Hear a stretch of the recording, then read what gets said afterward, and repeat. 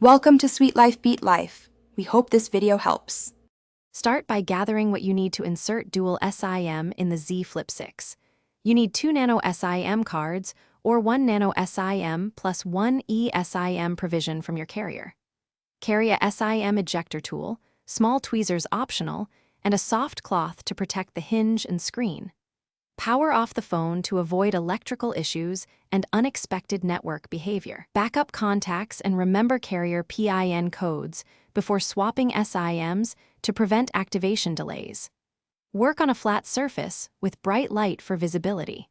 Power off the device and find the SIM tray on the hinge area of the Z Flip 6.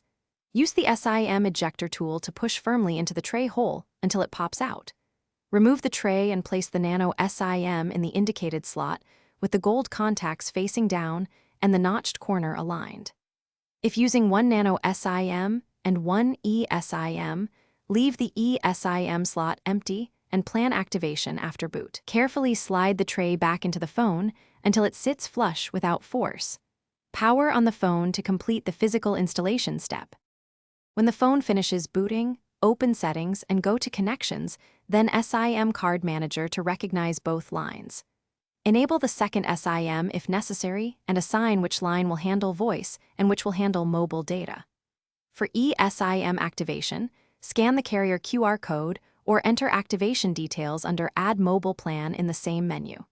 Set a default for SMS, roaming preferences, and data switching to control charges. Make a test call and browse the web to confirm both SIMs register. Restart the phone or contact your carrier if a SIM fails to register. Thanks for watching. Consider subscribing if we helped you.